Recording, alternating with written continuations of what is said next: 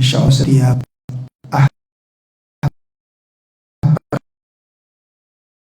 pertama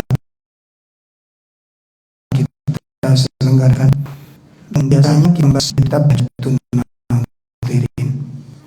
Untuk pagi ini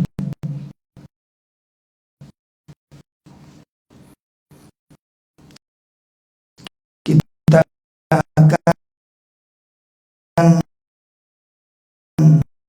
membahas satu tema yang sangat penting, yaitu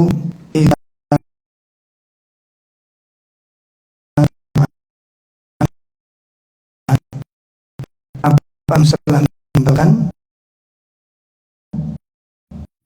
Al-Quran.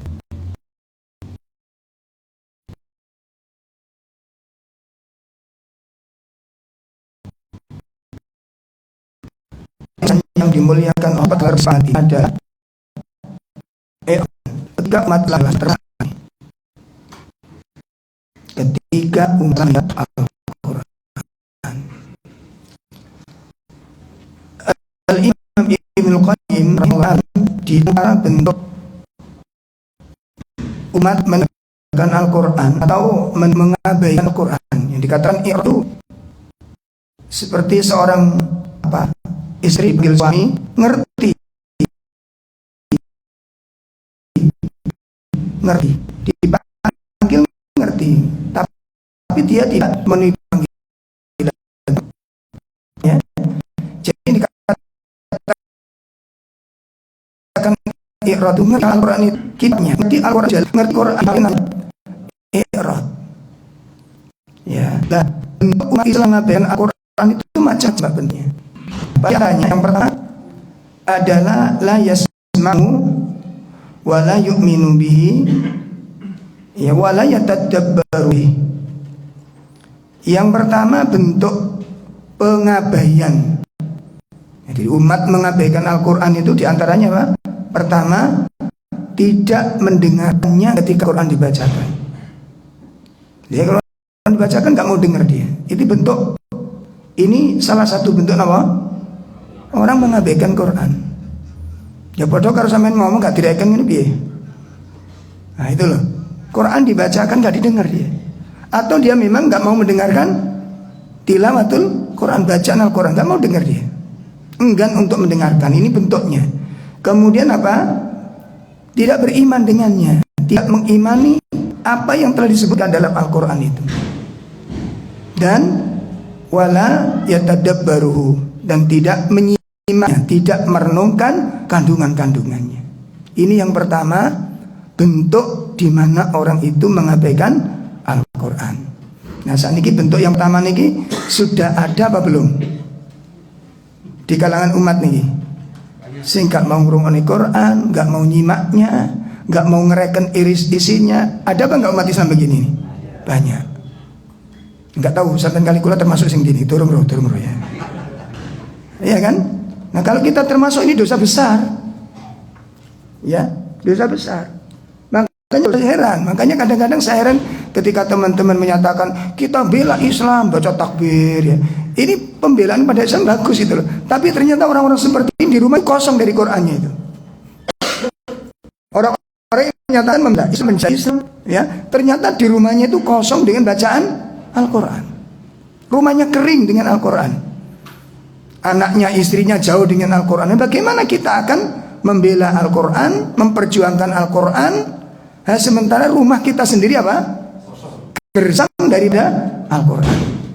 Maka ini salah satu sebab kenapa umat ini ditelantarkan oleh Allah. Nanti akan kita lihat akibatnya nanti, ya.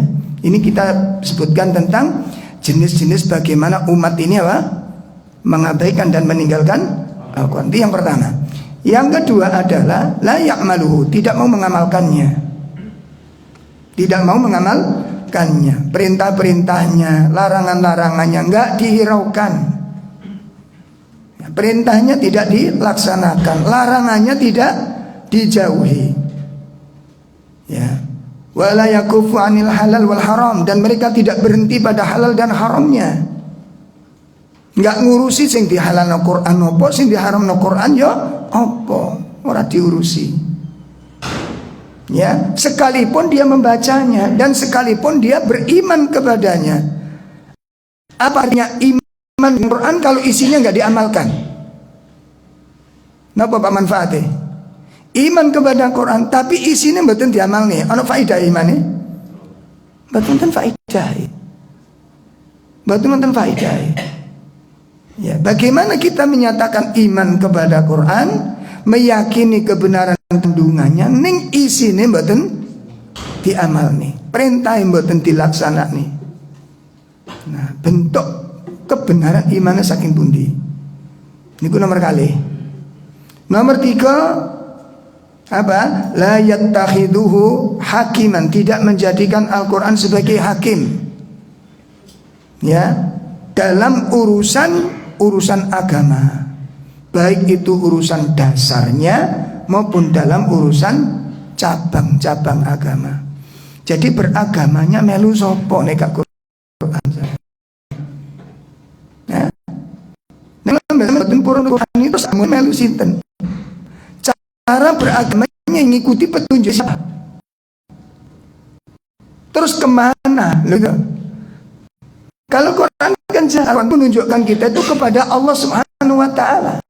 Yang kita laksanakan perintahnya Allah, yang kita jauhi larangannya Allah, yang kita tempuh jalan menuju Allah. Lah kalau kita berislam tapi nggak pakai Al-Quran, terus berislamnya pakai nopo? Dan nopo Bu? Hah? Ayo pakai nopo terusan? Kita melaksanakan keislaman kita ini dengan petunjuknya siapa? Lah sakarpe dewe terusan. Nah saniki monggo direnungaken sareng-sareng, monggo dipikir bareng-bareng pelan-pelan. Ya, agama ini agama dari Allah. Syariatnya dari Allah. Lah syariat dalam dalam Islam itu ada dalam 2 sumber terbesarnya, yakni dalam Al-Quran dan dalam sunnah Nabi SAW dan ijma'nya para sahabat. Itu syariat yang ada di dalam agama ini. Lalu Quran tidak kita pakai, sunnah juga nggak dipakai, ijma'nya sahabat nggih. Lah terus kalau mbak sampean beragama nih melu sinten? Lho ngoten lho. Beragamanya ngikuti siapa? Kalau menjalankan perintahnya siapa yang kita jalankan? Kalau berhenti larangannya siapa yang kita jauhi? Nah ini akhirnya terjadi carut marut dalam beragama kita ini. Nah, ini mengerikan Mbak, kalau kita tinggalkan Quran mengerikan. Kemudian yang keempat adalah la yatafakkaruna wa la yafhamun. Ya. Wala ya'lamuna ma aradallah. Mereka tidak merenungkannya, kandungan-kandungannya, berita-beritanya, ancaman-ancamannya enggak pernah direnungkan. Wala yafhamu, dan tidak berusaha untuk memahaminya. Wala ya'lamuna ma aradallah, dan tidak mengetahui apa sebenarnya yang diinginkan oleh Allah. Enggak ngerti kita. Masya Allah, ini merupakan bencana yang paling besar. Nah pripun Pak? Ya kitab kita nggak mau merenungi kandungannya, nggak mau memahami dasar-dasarnya, syariat-syariatnya, hikmah-hikmahnya, ya larangan-larangannya, dan tidak mengetahui apa sebenarnya yang diinginkan oleh Allah Ta'ala. Lah terus bagaimana kita akan mengabdi kepada Allah nek gak ngerti sing dikarepni Allah? Pripun Pak? Kira-kira kula mbek sampean saged jadi seorang hamba yang baik. Saged mboten? Menjadi hamba yang baik ning gak ngerti sing dikarepno karo Allah Ta'ala. Saged kira-kira Pak? Saged. Dadi hamba yang baik kepada Allah Ta'ala ning gak ngerti napa sing dikarepne Gusti Allah. Saged jadi hamba yang baik? Ndak bisa no Pak. Gak ngerti sing dikarepno karo Allah. Nah, keinginan Allah ada di mana? Di dalam Al-Quran. Makanya kita nggak cukup dengan membacanya, ya, nggak cukup dengan membacanya. harus direnungkan kandungannya. Sebab petunjuknya itu Pak, Quran itu menjadi petunjuk, dan kita mendapatkan keutamaan mukjizatnya Al-Quran itu kita bisa peroleh itu kalau kita kaji kandungannya. Ngaten lho. Akhirnya kula mbak sami niku napa? Gampang napa? Ndase seliut-seliut. Napa seliut-seliut niku? Napa Pak? Gampang bingung sampean. Ana wong ngomong ini tak pengaruh. Ana wong ngomong ini kenapa? Karena jenengan enggak punya patokan. Ayo patokan ini beragama niki napa? Nek sampean enggak dicekelan Quran iku terus patokannya agama karo sapa? Sakniki ini muncul sembarang kali penceramah-penceramah enggak ngerti teko alam napa niku. Sak enake dhewe ngomong agama niku ya Allah. Bicara tentang agama niku sak enake sendiri sekarang itu ya Allah. Ngeri Pak di zaman sekarang ini. Dan bebas gitu loh. Bicara opo ae diomong kabeh ya Allah. Syariat-syariat sing nyar-nyar niku muncul kabeh. Muncul aneh-aneh Pak. Bahkan ada yang menyatakan dirinya itu mendapat bisikan langsung dari Nabi, nggak pakai mimpi, langsung mendapat ajaran sholawat baru. Masya Allah. Itu yang dari luar Jawa itu. Saya nanya, istri-istri Nabi setelah Nabi meninggal pernah nggak mengalami ini? Sahabat-sahabat Nabi yang paling utama, yang paling baik dan paling dicintai Nabi pernah nggak mengalami begini? Mantu-mantunya Nabi loh, gak demel-demel, apa demel-demel? Gak tember-tember. Mantu nih Nabi dan sahabat utama, dijamin surga orangnya. Pernah nggak mengalami langsung dapat bisikan dari Nabi dan mendapatkan pengajaran baru dari Nabi? Nah saat ini muncul mengaku apa? Mendapat bisikan, mendapat ajaran langsung wasiat dari Nabi, diajarkan kepada santrinya dan santrinya juga percaya ngono kuwi Pak. Masya Allah. Ini sing genah ki sapa sing gak genah sapa ngono. Ini terjadi loh. Terjadi nih. Ya, bahkan ada yang mengaku, Masya Allah, ini lebih gila lagi kalau menurut saya itu. Ketika dia berziarah di makam Nabi, dia melihat rohnya Nabi itu bangkit dari jasadnya dan mencium lutut orang ini. Bayangkan, dan mengaku disampaikan di jamaahnya. Dan jamaahnya juga percaya loh ini lah. Percaya Pak, Nabi mencium lututnya, percaya. Bahkan di salah satu majelisnya, karena saya dapat potongan videonya itu, dia menangis, ditanya menangis, ya Rasulullah, ketika dia melihat ke pintunya, dia di dalam masjid, di dalam majelis, langsung dia berdiri menyambut di sebuah pintunya, dia mengatakan ya Rasulullah. Santrinya bilang, ada apa ya Syekh? Rasulullah mengunjungi majelis kita ini katanya. Langsung semuanya mengatakan ya Rasulullah, ya Rasulullah. Itu viral banget Pak itu. Ya Allah, Nabi diyakini datang ke majelisnya, mengunjungi majelisnya, dan para pengikutnya juga mengatakan ya Rasul, mengakui bahwa Nabi juga datang. Para sahabat utama tidak pernah mengalami seperti ini Pak.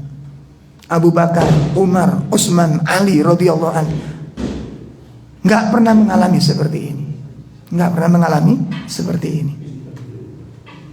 Oke, itu yang keempat ketika umat ini apa?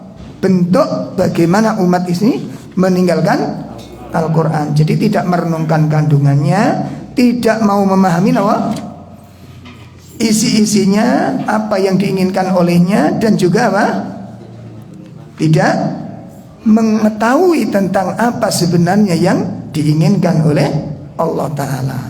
Yang terakhir apa?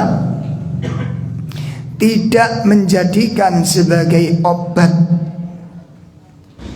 kesembuhan dari segala macam penyakit, tidak menjadikan sebagai petunjuk saat dia mengalami kebingungan. Nah, ini merupakan bentuk-bentuk dari apa? Bentuk pengabaian umat ini kepada Al-Quran. Nah, saat ini akibatnya pripun kalau umat ini meninggalkan Al-Quran. Makanya kula mbek sampean jangan sampai nggih, jangan sampai kita ndak membaca Quran sama sekali. Sing gak iso belajar. Ojo anteng ae ngono. Nek gak iso belajar, Pak. Coba jenengan kalau kula ngene dunia ini loh ya gak ngerti HP, bingung apa ndak? Bingung apa ndak?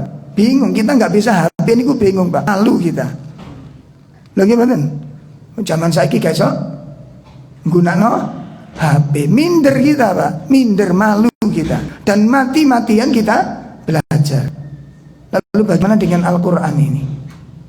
Ya jangan sampai kita tidak membacanya, apalagi sampai berturut-turut sampai beberapa hari tidak membacanya. Itu akan terjadi keburukan-keburukan yang besar pada hati kita dan kepada kehidupan kita. Mari kita lihat di antara dampak buruk ketika Al-Quran ditinggalkan. Yang pertama, akan mengalami kekerasan hati. Qasawatul qalb, hatinya akan keras. Hatinya akan keras. Sebagaimana disebutkan wonten gene surat 57 ayat 16. Mari kita simak surat Al-Hadid. Surat Al-Hadid surat 57 ayat 16. A'udzu billahi minasy syaithanir rajim.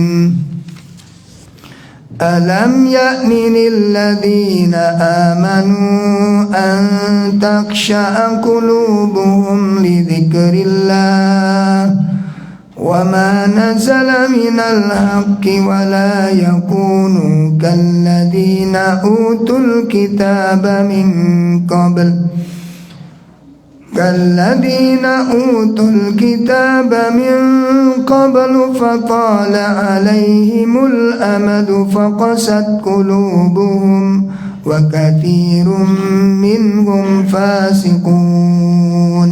Ya. Belum tibakah waktunya bagi orang-orang yang beriman untuk secara khusyuk mengingat Allah dan mematuhi kebenaran yang telah diwahyukan kepada mereka. Dan janganlah mereka berlaku seperti orang-orang yang telah menerima kitab sebelum itu.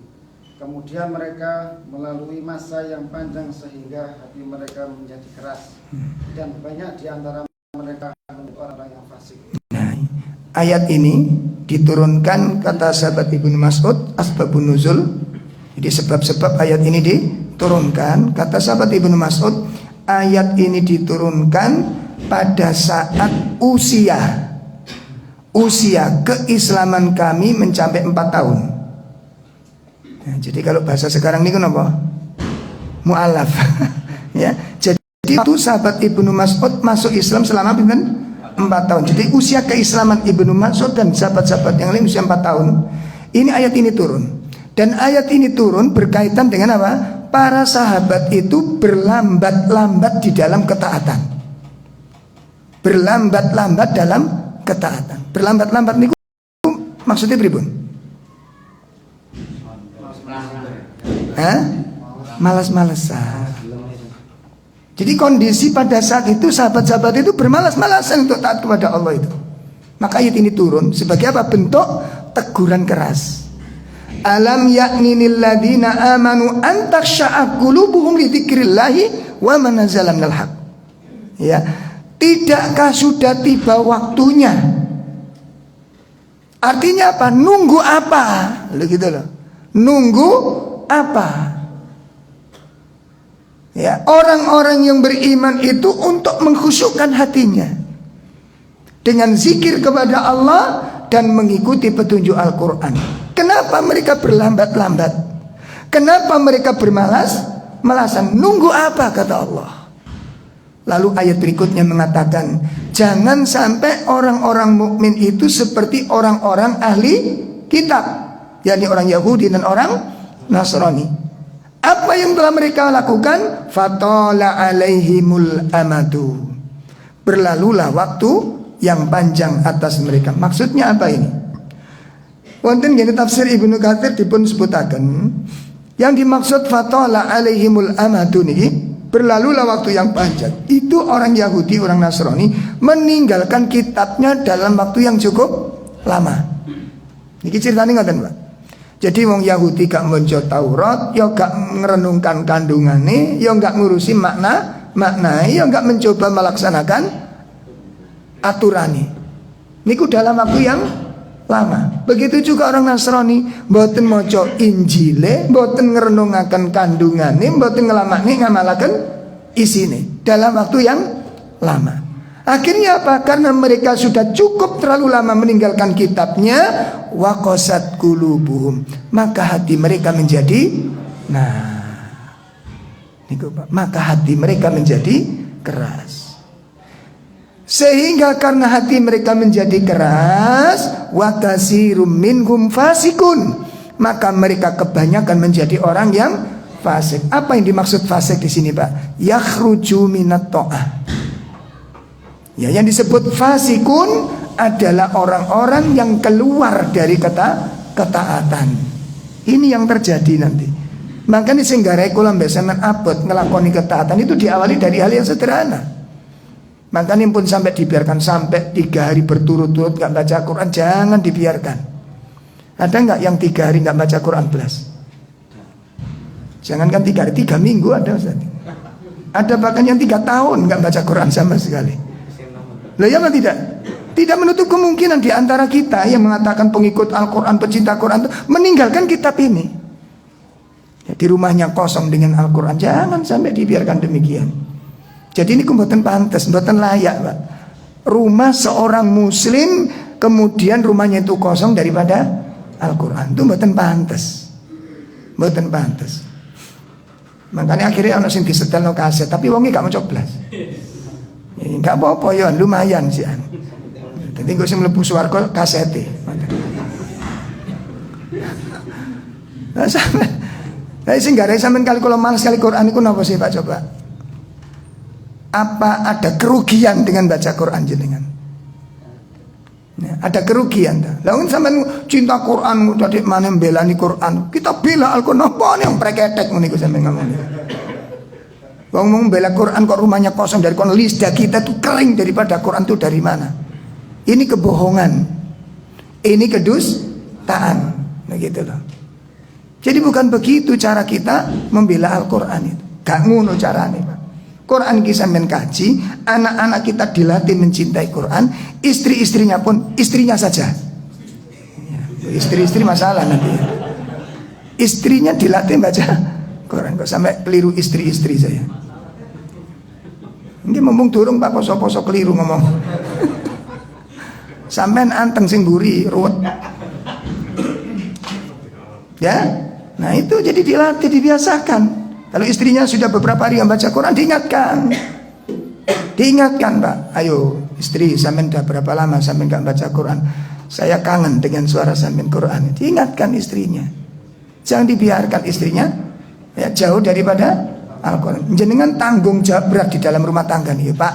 Ya, tanggung jawab wong lanang niku berat wonten gene wonten rumah tangga nih. Berat.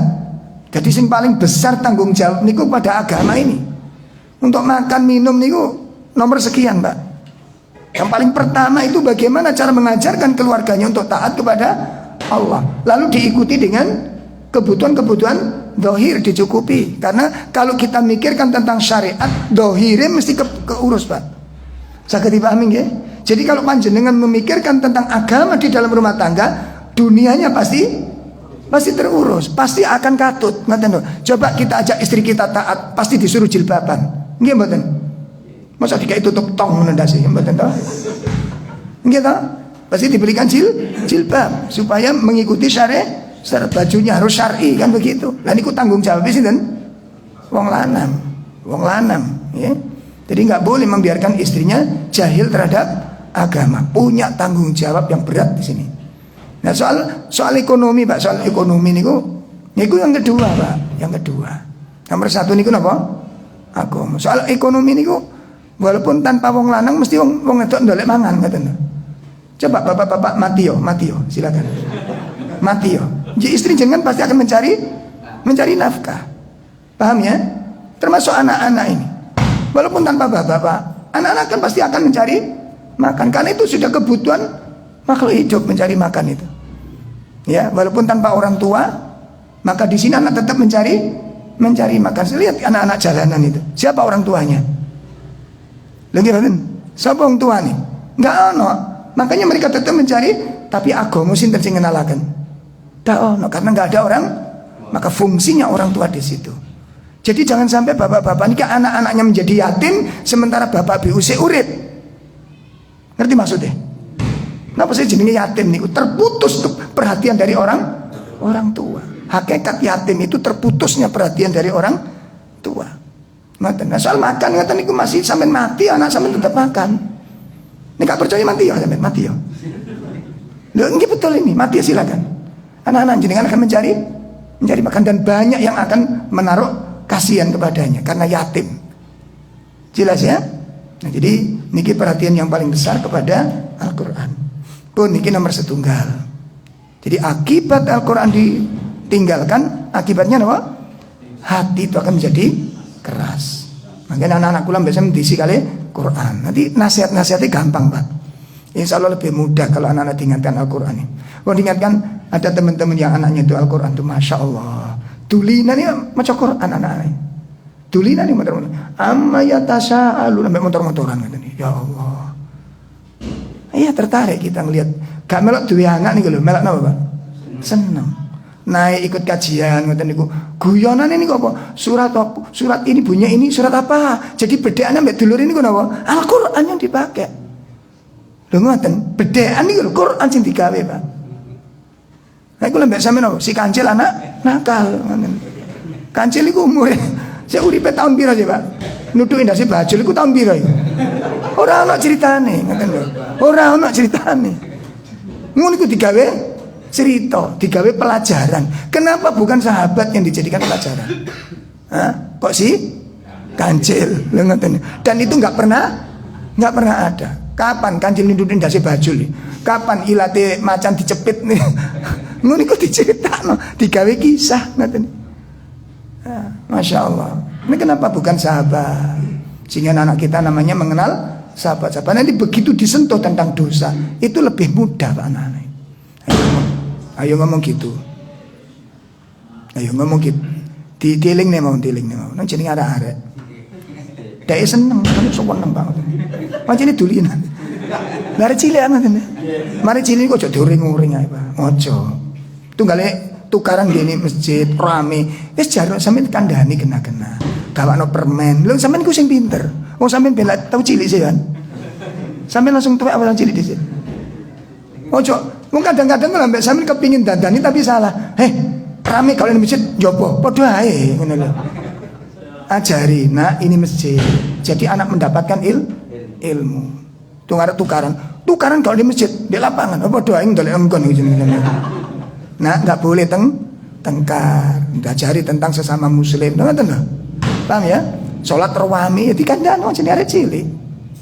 Kandhane arek cilik sing ngoten niku, nggih ceritane. Ini jenengan pinter-pinter ngomong arek cilik. Ojo diusir teko masjid, ojo. Wes gak usah gak oleh, ndak boleh jangan. Itu enggak baik itu. Kalau jenengan anak nanti anti dari masjid gimana? Ayo. Ojo nang masjid gak oleh karo wong-wong. Piye? Sampeyan sing nggih sebab jangan. Ayo sing diam kasih hadiah lo gitu loh. Arek cilik niku seneng karo hadiah. Wong sing tuwek ya tenang mbek hadiah. Arek cilik. Ditiling akan mawon sing sae. Pun. Yang kedua, akibat meninggalkan Quran apa yang terjadi? Ya, ketika Al-Quran ditinggalkan, maka manusia akan ditimpa dzuluman. Ditimpa apa? Kegelapan. Ya, manusia ditimpa kegelapan. Allah sebutkan di dalam surat Ibrahim, ya surat 14 ayat pinten? Ayat 1. Surat 14 ayat 1. A'udzu billahi minasy syaithanir rajim. Bismillahirrahmanirrahim. Alif lam ra. Kitabun anzalnahu ilaika litukhrijan nasa minadh dhulumati ilan nur. Minadh dhulumati ilan nuri bi'izni rabbihim ila siratil azizil hamid. Iya. Alif lam ra ini adalah adalah kitab yang kami turunkan kepadamu Muhammad agar engkau mengeluarkan manusia dari kegelapan kepada cahaya terang benderang dengan izin Tuhan, yaitu menuju jalan Tuhan yang maha perkasa dan terpuji. Nah, kitab itu diturunkan untuk apa? Mengeluarkan manusia dari segala macam kegelapan. Kalimat zulumat itu bentuk jamak dari kata zulmatun. Zulumat itu bentuk jamak. Berarti kalau disebutkan minadz zulumat itu dari berbagai macam bentuk kegelapan. Jadi kegelapan itu banyak Pak bentuknya. Kegelapan itu bentuknya apa? Banyak. Makanya wonten ngene tafsir Taisirul Karimur Rahman. Ya, yaitu tafsir Nasir As-Sa'di niku nyebutaken ada sekitar 4 poin bentuk-bentuk kegelapan yang dialami oleh manusia. Ini sebelum Al-Quran diturunkan. Yang pertama adalah zulmatul jahl, gelapnya kebodohan. Nah, gelapnya apa? Kebodohan. Beliau mengatakan kebodohan itu merupakan suatu kegelapan. Kebodohan itu merupakan bentuk dari suatu kegelapan. Kenapa? Karena kebodohan itu dengan kebodohannya orang nggak bisa membedakan mana yang benar mana yang salah. Ya, coba jenengan tidak bisa tajwid, nggak ngerti tajwid. Bacaan Quran itu panjang pendek saged bedane. Hah? Endi sing dawa, endi sing ndak? Endi sing guna, endi sing dhahar? Nggak ngerti. Belum lagi namanya sifat-sifat gharib, sifat-sifat huruf atau huruf-huruf gharib, huruf-huruf asing. Banyak di situ Pak, huruf panjang dibaca pendek, itu asing. Sin dibaca short, short dibaca sin, itu huruf-huruf asing. Nah niku kata wonten gini, Al-Qur'an itu ada namanya huruf-huruf gharib. Sampun belajar dereng? Dereng. Tutuk pun dipelajari Pak. Tutuk pun ditanggulangin apa candi? Ayo, diuripaken bacaan Quran nih, belajar. Jangan sampai kita, ini pesan saya nih, pesan saya, jangan sampai ketika kita jenazah kita dimasukkan ke alam kubur dalam keadaan buta huruf dari Al-Quran. Jangan sampai. Jangan sampai. Saat jasad kita dimakamkan dalam keadaan tidak bisa baca Quran itu jangan sampai. Kenapa? Karena ketika orang membiarkan dalam ketidaktahuan, itu sudah mempersiapkan gelapnya alam kuburnya.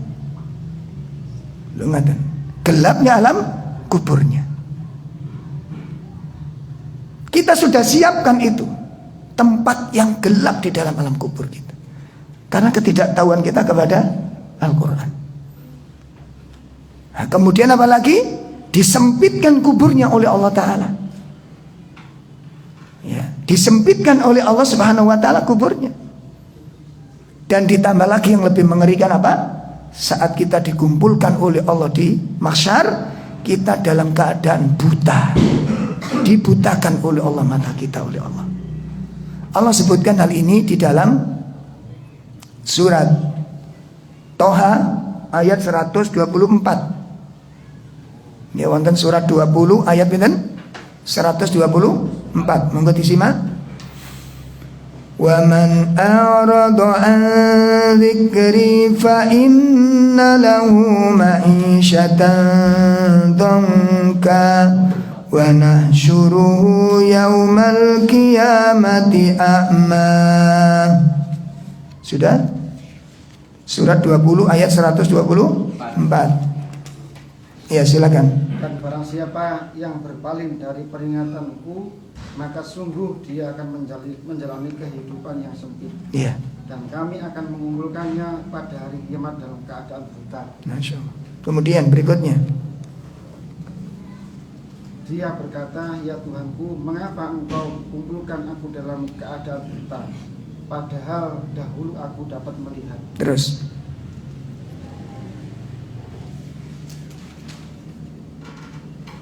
Tinggal mereka atau umat-umat itu 125. 125. Qala rabbi lima hasartani. Oh iya 126, silakan. Ya Allah berfirman, demikianlah dahulu telah datang kepadamu ayat-ayat kami dan kamu mengabaikannya. Jadi begitu pula pada hari ini kamu diabaikan. Masya Allah, itu balasan, Pak. Para sahabat menafsirkan ya di dalam ayat 124 itu fa inna lahu ma'isyatan dongka. Bagi mereka penghidupan yang sempit itu ada dua tafsir. Yang pertama adalah kesempitan di alam dunia ini, kesulitan-kesulitan kita di dalam menjelaskan permasalahan. Jadi wong niku nek tambah sempit ilmu agama niku tambah sempit atine, Pak. Karena sedikitnya ilmu itu menyempitkan pola pikir.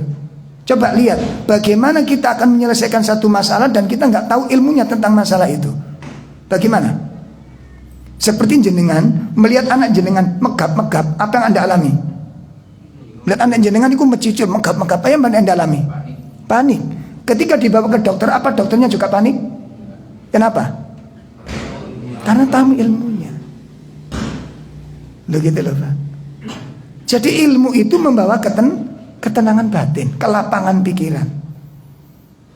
Jelas nih nggih. Jadi belajar ilmu agama niku mboten cuma urusannya akhirat. Dunia itu betul-betul ilmu menyelesaikan masalah, menghadapi masalah itu. Makanya kenapa kita gampang panik, gampang stres, gampang depresi, gampang bingung. Itu bukan karena masalahnya. Itu karena pola pikir kita yang sempit. Pola pikir yang sempit itu karena semakin sedikitnya ilmu dan agama ini. Sakitipun pahami. Makanya doa yang kita baca Rabbis rohli. Terus artinya apa? Artinya embuh. Artinya apa? Wahai Tuhanku, lapangkan dadaku. Lah lapangkan dadaku niku duduk dodo-dohir niki. Duduk ngene terus ombo niku mboten dodone. Rabbis rohli sadri niku kelapangan jiwa. Kemudian berikutnya wayasirli amri, mudahkan urusanku. Niku satu paket, Pak. Ngoten lho. Satu paket itu apa? Wong niku nek atine longgar, urusan niku pasti gampang. Lho ngoten lho. Ndak ada satupun masalah yang dihadapkan orang-orang yang berpikiran luas kecuali masalah itu akan menjadi ringan persoalannya. Nggak ada persoalan ruwet pada hatinya orang-orang yang lapang jiwanya. Nggak ada persoalan ruwet semrawut itu ora ono, Pak. Lho ngoten. Sehingga urusan-urusan yang dihadapi orang-orang yang luas ilmunya, keyakinannya itu akan melapangkan jiwa. Kelapangan jiwa itu akan memudahkan semua urusan. Saged dipahami? Nah itu nggak ngaji ngeten iki. Ngaji niki nek wong 200, kira-kira piye masjid iki nasibe? 200 kira-kira piye? Kamot nih. Itu bukan karena banyaknya orang mek 200 kok. Iku nggone ciut soalnya. Paham ya? Sama dengan saya ngaji di perumahan saya dulu, Pak. Waktu saya kontrak itu, setiap Sabtu malam Ahad itu saya enggak tempati ngaji di rumah itu. Setiap kajian Sabtu Ahad itu ada kajian. Dan pesertanya meludak sampai di luar, sampai di teras-teras itu. Itu bukan karena banyaknya orang. Wong mek 6 wonge. Mek 6 sing teko niku. Lho kenapa sampai meludak nggone ciut? Paham ya? Nah, nggone ngeten iki, tunggale nggone iki. Niki nek 200 iku digono Masjid Akbar, kira-kira piye? Gini. Kayak opil nah. Ciut ngeten. Kecil kelihatannya. Paham iki? Itu bukan berarti persoalannya, betul. Karena tempatnya. Jadi yang pengaruh apa? Tempat. Ngoten. Saged dipahami nggih. Lah urip niku nggih ngoten. Urip niku nggih ngoten. Nek wong iku urip niku pikirane jembar, atine longgar, masalah iku dadi ciut, Pak. Makanya doanya Nabi apa? Allahumma qsim yakinan. Ya Allah berikan aku keyakinan. Sehingga kalau keyakinan sudah ada di dalam hati, ma tuhawwinu masaibad dunya. Semua musibah dunia akan terasa ringan di hatiku. Lho ngoten. Doa keyakinan itu penting. Paham? Doanya Nabi begitu. Allahumma kamu tiga gandengannya. Allahumma qsim lana min khasyatik. Ya Allah anugerahkan kepadaku rasa takut kepadamu. Ma tuballighu baina ma tahulu bainana wa baina maksiatik. Ya Allah berikan aku rasa rasa takut kepadamu sehingga rasa takut itu menjadi penghalang antaraku dengan maksiat. Yang kedua, waqsin lana wa yaqinan, dan berikan kepadaku keyakinan, sehingga dengan keyakinan itu ma tuhawwinu masa'ibad dunya, semua musibah-musibah dunia akan terasa sepele, musibah-musibah dunia akan terasa ringan ketika keyakinan itu kuat di dalam hatinya. Dengarkan, saged dipahami niki. Tadi saja ini masalah niku tergantung keyakinan nih. Tunggal sampean nggawa tas cuwi, tas cilik, nggawa Quran iki tok wis gak muat sampean. Ana wong titip, gak iso. Mas aku titip, gak muat Mas iki tok ngoten niku. Kenapa? Soalnya napa? Tas cilik, ngoten. Paham ya? Makanya sampean kalau itu masalah, ana cerita nih Mas. Mas, aku kepingin sharing sampean. Aku dhewe bek pikiranku. Apa masalah sampean penuh? Enggak, masalah kita tuh sedikit mengurusi masalah dewe kok. Jelas nih? Pernah nggak nyenengan baca riwayat di mana Nabi itu ketika punya masalah kemudian sahabat datang, ya Rasulullah, saya punya masalah, aku dewe sumpek gitu. Pernah nggak Nabi baca gitu? Pernah nggak Pak? Pernah nggak baca riwayat begitu? Nabi sumpek gara-gara punya masalah sehingga sahabat tidak tertangani. Ada yang begitu? Nggak pernah. Kenapa kok Nabi selalu bisa menampung masalah-masalah jamaah? Sementara Nabi sendiri masalahnya banyak sekali. Wong bojo songo Pak, wong bojo situ sampeyan wis ndase bisa. Ini kate rabi loro pola tok stroke sampean. Wong Nabi situ wis ndase merotoli rambutnya putih kabeh bisa. Iku bojo situ sampean. Kate rabi loro pola-pola sampean ceret sampean. Lagi dah. Diluduk guyone ne wong ngene grup ayo menika dua ta'adud sing iya ta'adud. Ngomong tok. Malah ada teman kita tuh nek ngomong niku pokoke ketemu niku poligami ngoten. Tak gini kan, antum daripada poligami ngomong tok mending polipanti tapi praktek. Polipantai. Sampai satu saat ada seorang janda datang ke rumahnya. Minta tolong kepada istrinya si ikhwan ini. Jadi ikhwan ini pokoknya ngomong ini poligami tok pokoknya. Nah, pas ono janda muda ke rumahnya minta tolong istrinya si ikhwan ini untuk dijadikan apa? Dicarikan jodoh. Akhirnya si ibu ini nawarkan ke suaminya, "Bi, ayo sampean tolong saya, kita tantang sampean jadi." Istrinya Pak nawari, ngejer sih dialang bergadis. Ngomongnya tok emblewe gedut, begitu ditawari ngejer. Lah ikhwannya ini yang cerita ke saya gitu loh. Begitu ditawari istri saya, ayo sampean rabi iki lho. Wis aku gelem ndak apa-apa nek iki sampean rabi gak apa-apa aku. Iki kancaku soalnya sampean rabi gak apa-apa. Mau aku ngejer ta. Mangane ibu-ibu kalau ada istri ngomong-ngomong ngetik rabi wis cekelen longgono ayo sampean tantang. Sampean njaluk wedok piro kan tantangan. Tapi belanjane ono kabeh langsung stroke deh.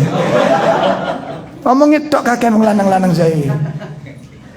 Ya, wong nyambut gawe males sampe rabi loro ya lho. Nyambut gawe sing temen rabi loro iku wong wedok gak patek kuwatir. Wong sampean umbah-umbah sitok wis pilek. Ngedusi anak gak gelem yo rabi manit. Wong yo digepok gegere sampean iki. Ya. Tuton di Pak Imam.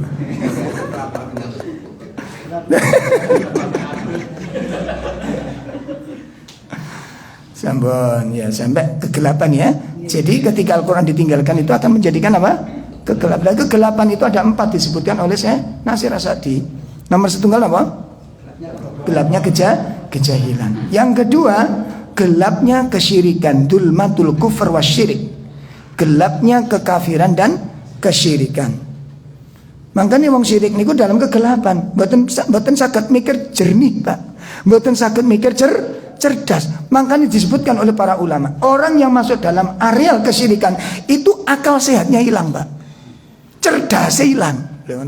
Dijamin, Pak, niku dijamin cerdasnya hilang. Nah, gimana orang bergantung kepada jimat? Dikira jimat itu menjaganya, padahal dia yang menjaga jimatnya itu.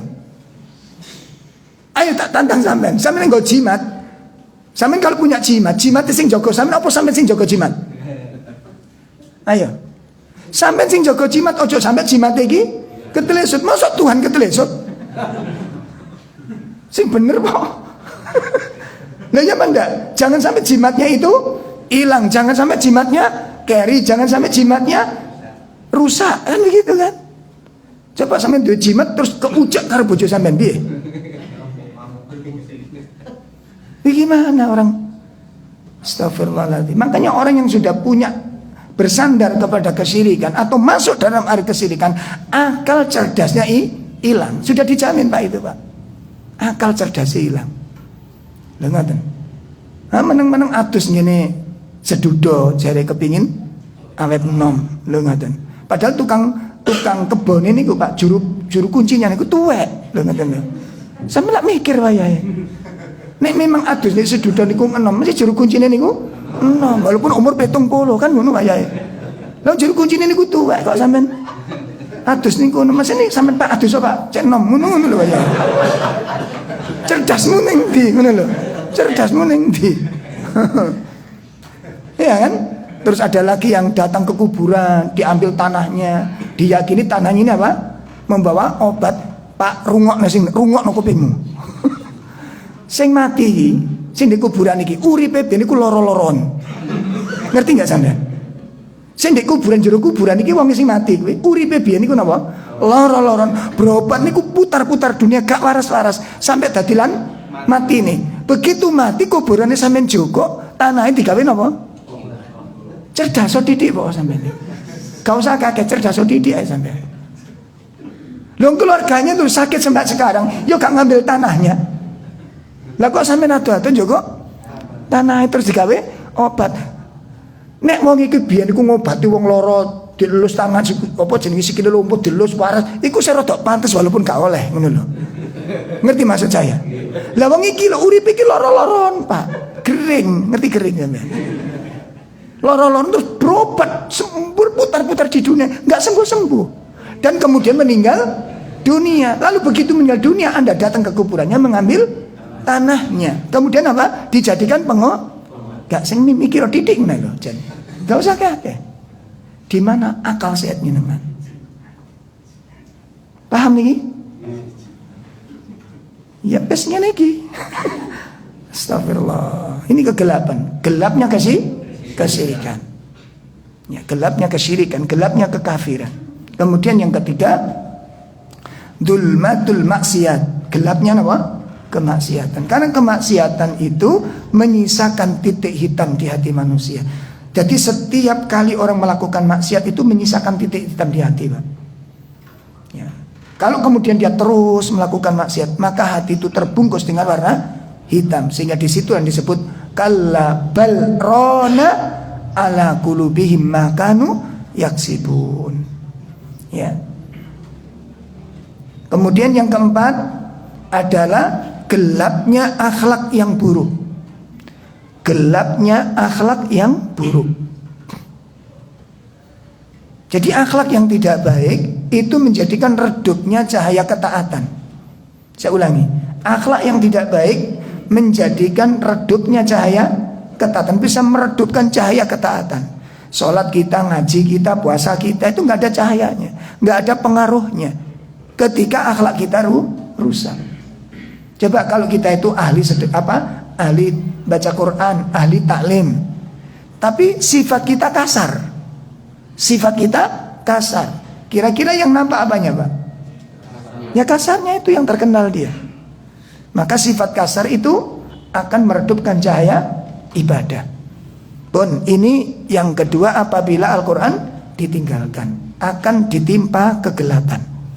Yang ketiga, akibat Al-Quran ditinggalkan apa? Akan dikalahkan oleh musuh. Masya Allah. Ini yang sebabkan kenapa orang kafir gampang mengalahkan kita. Kenapa kita yang jumlahnya 80% bertekuk lutut di dalam 2%? Hah? 80% bertekuk lutut pada 20%. Gak logis, Pak. Gak logis. Makanya ketika Nabi menyebutkan bahwa umat itu ya, ketika dikepung oleh umat-umat yang lain, kan umat Islam nanti dikepung, dikeroyok, kan begitu kata Nabi kan? Gila, disebutkan oleh Nabi SAW, yushaku antada'iyal umam, umat-umat nanti akan konspirasi, bergabung, bersatu untuk mengerumuni umat Islam. Maka Nabi bertanya, kok dikerumuni, kok dikeroyok, kok dikepung? Indikasinya jumlahnya sedikit. Kalau dikeroyok jumlahnya sedikit, kalau dikepung jumlahnya sedikit. Makanya sahabat tanya, awamin killatin nahnu yauma idin. Apakah waktu itu umat Islam itu jumlahnya sedikit? Kok sampai dikepung? Kok sampai dikeroyok? Kok sampai dikerumuni? Apa umat Islam jumlahnya sedikit? Apa kata beliau? Walakinnakum kathirun. Bahkan jumlah kalian mayoritas. Mayoritas. Akan tetapi kata Nabi, walakin husaun kagusa isail. Umat Islam itu seperti ontok. Tahu ontok jenengan? Apa yang menyebabkan umat Islam kayak ontok? Ini kan perlu dikaji, Pak. Makanya nggak heran kalau sekarang kita 80% ini diombang-ambingkan yang 20%. 20% kan macam-macam juga. Nggak satu, bukan satu agama. Berbagai macam agama. Kok bisa 80% dompat abid kayak gitu? Lah gimana tidak umat Islam seperti ontok ini? Betapa buruknya Nabi memberikan gambar kepada kita ini. Ya, berapa buruknya. Waktu saya tadi itu muter berangkat ke sini, anak-anak muda-muda di pinggir-pinggir jalan yang ngatur kendaraan, makan, Pak, makan. Ada yang rokokan. Mboten sembunyi-sembunyi sekarang, sudah nggak ada musimnya sembunyi sekarang. Saiki sing poso sing isin. Ya, sing poso malah sing isin. Astagfirullahaladzim. Maten bersama, terang-terangan orang melanggar dengan bangganya melanggar agamanya, dan mereka tidak merasa bersalah. Bayangkan, ini kondisinya. Kenapa umat Islam terombang-ambing? Karena seperti ini. Seperti apa tadi? Untuk ini. Coba dibuka surat 41 ayat 26. Salah satu penyebab kekalahan umat Islam, salah satu sebab kenapa orang kafir yang jumlahnya sedikit bisa mengalahkan umat Islam. Itulah apa sebabnya? Ngoten. Ojo nyala-nyala orang kafir. Orang kafir itu keyakinan, ya punya kebebasan dia menyebarkan keyakinannya. Gimana? Loh gimana? Nah, mereka kan punya keyakinan, punya hak untuk menyebarkan agamanya. Sudah ketemu? Surat 41 ayat 26. Wa qalal kafirun. Iya. Silakan. Dan orang-orang yang kafir berkata, janganlah kamu mendengarkan bacaan Al-Quran ini dan buatlah kegaduhan terhadapnya agar kamu dapat mengalahkan mereka. Allah Subhanahu, orang-orang kafir mengatakan apa? Janganlah tasma'u lihadzal Quran. Jangan kamu dengarkan dengan serius Al-Quran ini. Jangan kamu dengarkan dengan serius Al-Quran ini. Yang kedua apa? Wal ghaufi. Buatlah kegaduhan. Maksudnya buatlah kegaduhan itu gimana, Pak? Bukan kok kita ngaji terus bikin kerotak-kerotok di samping, bukan. Yang dimaksud kegaduhan itu bikinlah umat Islam itu sibuk. Nah, dengan kesibukan itu dia tidak lagi sempat membaca. Dengan kesibukan lagi dia nggak tertarik untuk mendalami Al-Quran. Kenapa? La'allakum taghlibun, agar kalian bisa mengalahkan umat Islam. Jadi sumber kekalahan umat Islam kalau dalam ayat ini apa sebabnya? Karena meninggalkan Al-Quran. Makanya kesuksesan orang kafir itu dibantu siapa? Tim suksesnya siapa? Sehingga ada orang kafir yang suksesin dan orang Islam. Makanya zaman kali kula niku batasi anak-anak kita menjauhi Al-Quran, ya, nggak sibuk dengan Al-Quran, itu jenengan menjadi tim suksesnya orang kafir. Lawang saya ngkritisi teman-teman yang punya sekolah-sekolah Islam nih kalau Pak. Quran itu tidak masuk pelajaran penting di sekolah nih. Sekolah Islam. Sekolah Islam nih. Al-Quran masuk pelajaran ekstrakurikuler. Nah, ekstrakurikuler itu penting nggak betul? Gak penting. Lawang sekolah Islam aja sih gitu. Saya kritisi ke teman-teman. Kenapa Quran masuk ekstra? Ustaz, salah. Salah ini. Akhirnya diadakan Al-Quran pembelajaran. Itu pun masuk ekstra, Pak. Ya Allah. Sing dibangkakno niku napa? Ayo bahasa Inggris. Bukan tidak boleh, bukan tidak boleh. Kenapa Al-Quran dikalahkan? Hah? Ini faktornya. Ini faktornya. Dan Qurannya ditinggal. Akhirnya masukkan ke grup ini ekstrakurikuler apa ya Pak? Bahkan yo. Drum band. Terus baca Quran. Terus masuk ning kene iki akhirnya Quran. Gak penting Quran ini. Lah kalau Anda sudah mengatakan Quran tidak penting, yang lebih penting lagi apa selain Al-Quran? Apa yang lebih penting daripada Al-Quran sekarang di hati Anda? Kalau Al-Quran dianggap tidak, ada yang lebih penting dari ini. Ini sebabnya gitu loh. Makanya buka ayat itu. Kenapa umat Islam jadi kalah? Bukan kekuatan orang kafir, bukan orang kafir kuat, enggak Pak.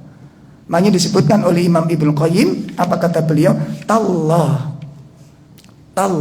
demi Allah kata beliau, ma'adan alaikal adu illa ba'da anta wala ankal wali. Kata Imam Ibnu Qayyim, ya, demi Allah, kalian dikuasai oleh musuh kalian, itu bukan karena musuh kalian yang kuat, bukan. Ya, kalian dikalahkan oleh musuh kalian, dikuasai oleh musuh kalian, kalian ditawan, dipegang, ditahan oleh mereka. Itu bukan karena musuh kalian lebih kuat, akan tetapi kalian mengalami demikian itu setelah al-wali antawalla angka, karena sang pelindung meninggalkan Anda. Siapa sang pelindung? Allah sudah meninggalkan Anda. Jadi kalau ada musuh menguasai Anda, itu bukan karena musuhnya yang kuat, tapi Allah sang pelindung telah meninggalkan Anda. Sehingga karena Anda ditinggalkan sang pelindung, maka tidak ada lagi yang melindunginya, maka mereka leluasa untuk mengalahkan kalian. Lalu beliau mengatakan, fala tadhunnu anna syaitana ghalaba. Jangan menyangka bahwa setan mengalahkan Anda. Nah, ini tadi malam sudah saya ingatkan. Jadi aja dididik keliru, gak sholat malam jadi gangguan setan, gak maca Quran gangguan setan, suka WA tok gangguan setan. Saiki setan wis dicancang. Ramadan wis dicancangi kabeh. Sampeyan sak males maca Quran. Jari setan, ayo nyalano aku maneh. Saiki sapa sing sampeyan salahno? Hah? Ternyata selama ini setan menjadi kambing hitam. Sampai berdosa kepada setan. Nuduh setan terus. Jadikan kambing hitam. Ternyata ya, keburukan itu tidak hanya setan, di dalam diri ada nafsu namanya. Betul Bang? Apa betul dari setan atau dari nafsu? Nah, ngono lho. Nah nek poso ini setan wis dicancang, sampean sik males maca Quran. Sopo mana sing disalahno? Setan mana? Makanya setan ngamuk. Begitu Ramadan selesai, awas mari Ramadan ajar kon. Betul kan?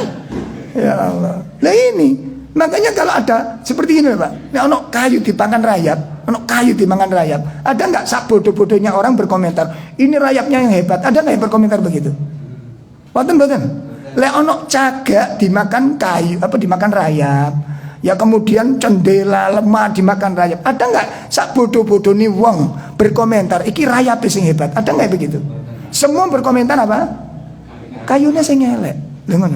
Dadi nek kula mbek sampean dikalahno wong kafir, kudu wong kafir sing kuat. Kula mbek sampean sing gak punya kekuatan.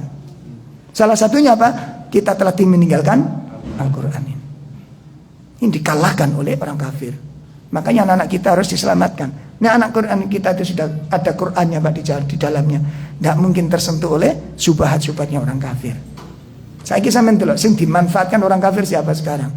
Kaum muslimin yang jauh daripada Al-Quran. Nopo mau mlebu Pak? Komunis masuk, Syiah masuk, orang kafir masuk. Dikai pemahaman opo ae diterima bener kabeh. Nggih mboten? Saiki wis gak ono bedane agama apa sembarang kali wis bener Pak. Saiki murtad pun gak masalah saiki sampean. Karena agama semuanya sama. Ini musibah yang paling mengerikan. Itu karena orang sudah jauh daripada Al-Quran. Gak ada lain. Gak ada lain. Makanya Quran dikasih simbol-simbol yang gak bagus. Wong cek menjauh dari Al-Quran. Iku modeli setan. Jadi setan itu ngekai napa? Salah satu talbisnya setan apa? perkara-perkara yang baik itu dikasih nama-nama yang buruk, nama-nama yang buruk dikasih nama-nama yang baik. Supaya apa? Orang meninggalkan kebenaran dan orang tertarik kepada keburukan. Loh, ngaten. Termasuk talbisnya ketika Adam terjerumus karena itu. Ya, hal adulluka ala syajaratil khuldi wa mulki la yabla. Hai Adam, maukah kamu aku tunjukkan kepada pohon, ya, kepada pohon yang akan membawa kekekalan kamu di dalam surga. Padahal Allah mengatakan apa? Kalau kamu makan ini, kamu menjadi zalim dan kamu akan keluar dari kenikmatan ini. Setan datang mengatakan apa? Ini pohon keabadian. Jadi yang menamakan pohon khuldi ini siapa? Makanya jangan melok-melok kayak nama khuldi sampean. Jadi sing ngekei jeneng khuldi niku sinten? Setan. Maukah kamu tunjukkan ala syajaratil khuld, kepada pohon keabadian? Artinya kalau kamu memakan pohon ini kamu akan kekal di dalam surga ini. Padahal Allah mengatakan apa? Kamu akan diusir dari surga. Dilupakan oleh setan ini, Pak. Lho ngaten. Niku perkara-perkara setan. Makanya perkara-perkara buruk saniki dikai simbol-simbol sing apik, ngaten. Dan zaman delok PSK. PSK biyen apa biyen? WTS, wanita tunasusila, elek, Pak. Nah, sekarang supaya baik dikasih gelar berbeda sekarang. Sekarang jadi PKS. Kok PKS? Astagfirullahaladzim. Maaf. PSK. Afan, enggak sengaja. Ojo di demo. Enggak sengaja, wallahi enggak sengaja. PSK. Pekerjaan apa? Komersial. Pekerja, Pak. Lah saiki teman-teman kalau ngomong ini Pak, apa mending di kantor, dinas ngono jawabe, Pak. Lho karena PSK, lho ngaten. Karena PSK. Nanti mungkin tahun depan ganti lagi ngaten niku. Ganti napa? Wanita napa? Dikai napa sing apik ngono lho. Ya.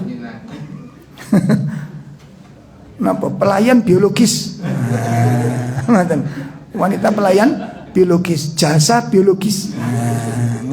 Pelayanan jasa biologis. Tapi ini gue tambah sopan. Jadi bapak-bapak sing menderita karena istrinya bermasalah, ini ada pelayanan biologis, ada jasa biologis. Kayak ngurus apa STNK. Nah saat ini jadi PSK, jadi pekerja seks, jadi pekerja Pak menjenengan terhormat akhirnya. BTS-nya hilang sudah, kehinaannya hilang, ditutupi dengan kalimat PSK. Nanti tahun depan mungkin berubah itu nanti. Nah sing api-api ini gue kayak julukan sing elek-elek. Kenapa? Supaya orang menjauhi. Ini gue talbisnya setan. Ngaten, talbisnya setan. Maksudnya sing ngaji-ngaji temen, hati-hati teroris. Saya kono teroris mboten payu sani Pak. Teroris gak payu. Saya ini kena radikal. Gue mari ki radikal, mari ki apa? Siap-siap ya julukan-julukan sing aneh-aneh ini. Iya nggak aneh. Ya. Yang terakhir, ketika Al-Quran ditinggalkan apa? Setan akan menguasai kita. Masya Allah. Setan akan mendominasi kita dan menjadi teman setia kita. Itu ketika Al-Quran ditinggalkan. Dan yang lebih mengerikan apa? Setan akan menghalangi setiap langkah kita kepada ketaatan. Dan pada saat kita melakukan kedzaliman, saat kita melakukan pelanggaran, dia menyangka berada di atas hidayah. Ini yang lebih mengerikan lagi. Kenapa? Uang niku akan tobat kalau merasa salah. Kalau orang itu merasa di atas hidayah, akan ada keinginan untuk tobat, betul. Dan itu akan terjadi.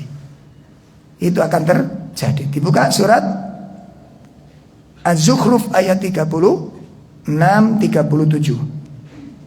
Surat 43.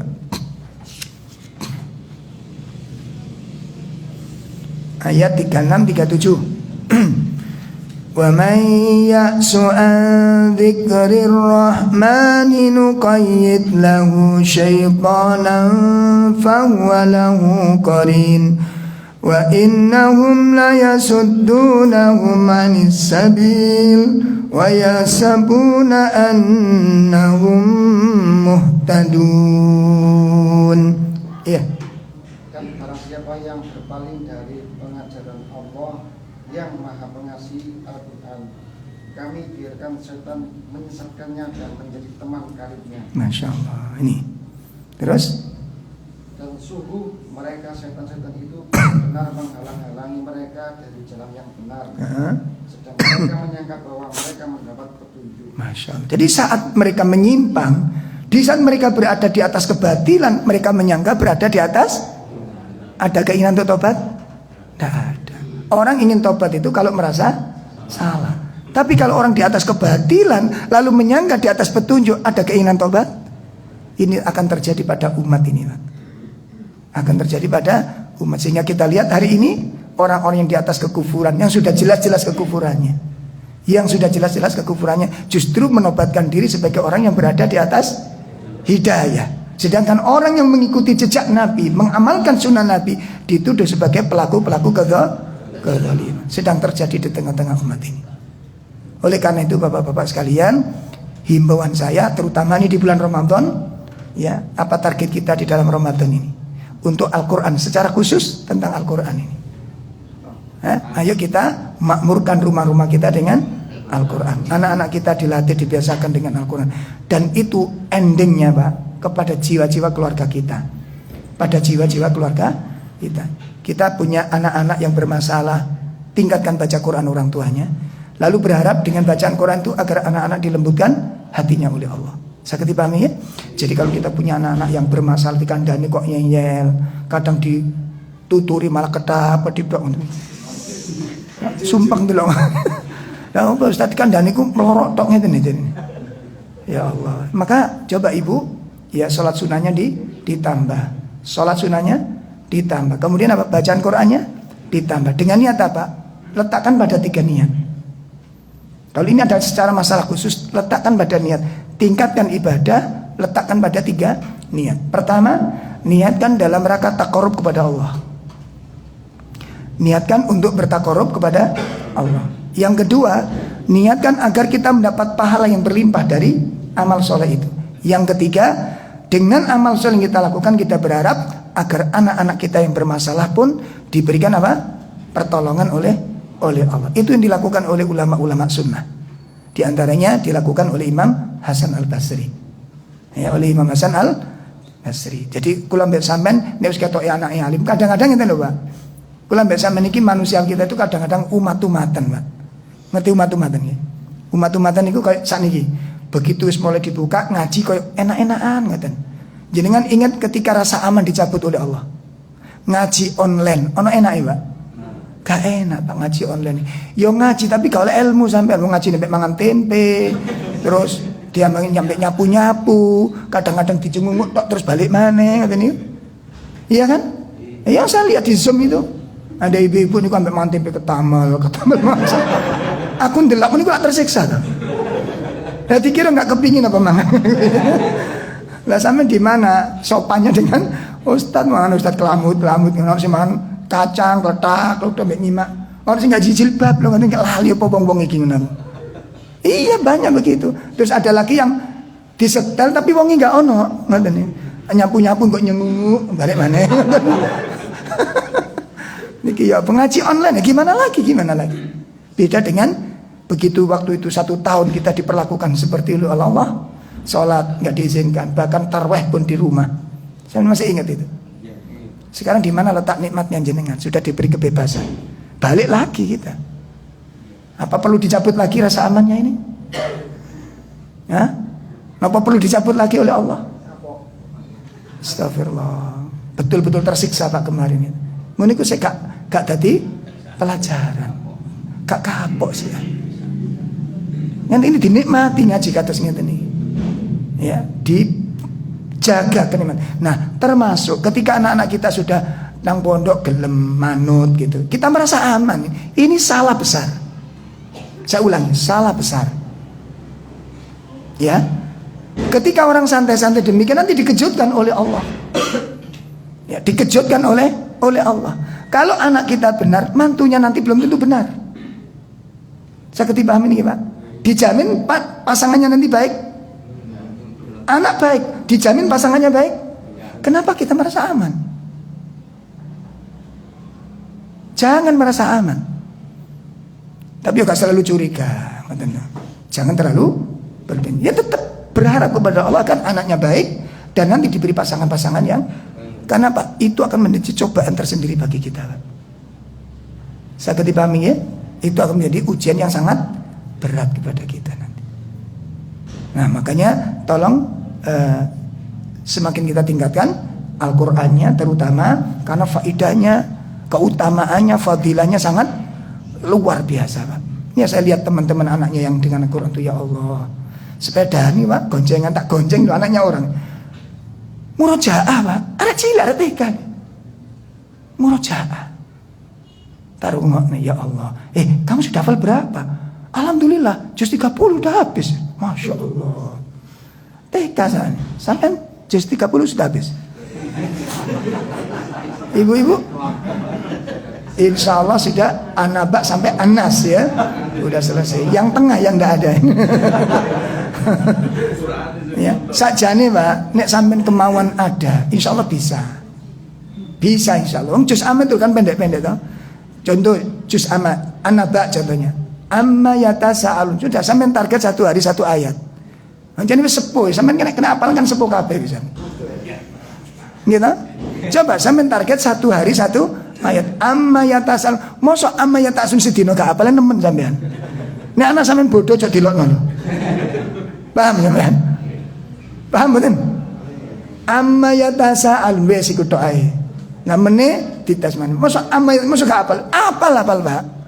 Lah meneh ditambahin apa? Anin nabail azim. Anin nabail amma yatasaalun anin nabail rong dina 10 dina 10 ayat, pendek-pendek Pak. Nek sampean terampil iso. Cuma gak temen ngono lho. Temen niku lho sing kurang. Ngoten. Coba ditambah. Insyaallah kebaikan-kebaikan di rumah tangga kita nanti akan ditambah oleh Allah. Keberkahan Quran itu begitu. Sakit dipahami ya?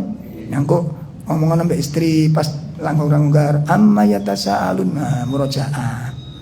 Ya, ngapal anak-anak dipakai amma ya seayat tidak apa-apa. Amma yatasaalun amma yatasaalun amma yatasaalun amma yatasaalun. Cari anaknya kok ngono tok. Gak ngerti, gak hafal, padha gak hafal. Iramae beda padahal seayat.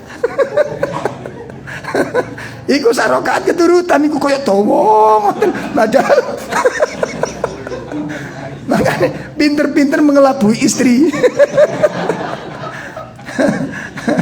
Abasa wa tawalla, abasa wa tawalla, abasa wa tawalla. Wis tulah wali apa sih? Apal sampean. Sing penting ada kemauan. Dimulai sekarang. 1 ayat 1 hari, 10 ayat 10 hari. Bisa jenengan. Bisa. Bismillah. Sakit Pak nggih? Nah, nanti minggu depan saya tes. Loh ini kamu gak temen kok. Udzur Ustaz.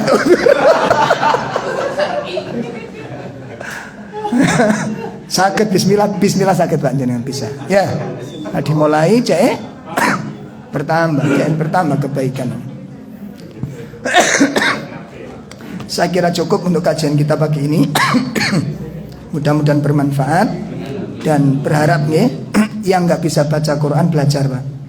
Mumpung di tempat-tempat kita juga sudah ada metode-metode baru sing rumangsa bacane gradul-gradul niku teko kebiasaan. Nggih, sampeyan biasakan. Allah tolong nanti. Allah akan mudahkan insyaallah.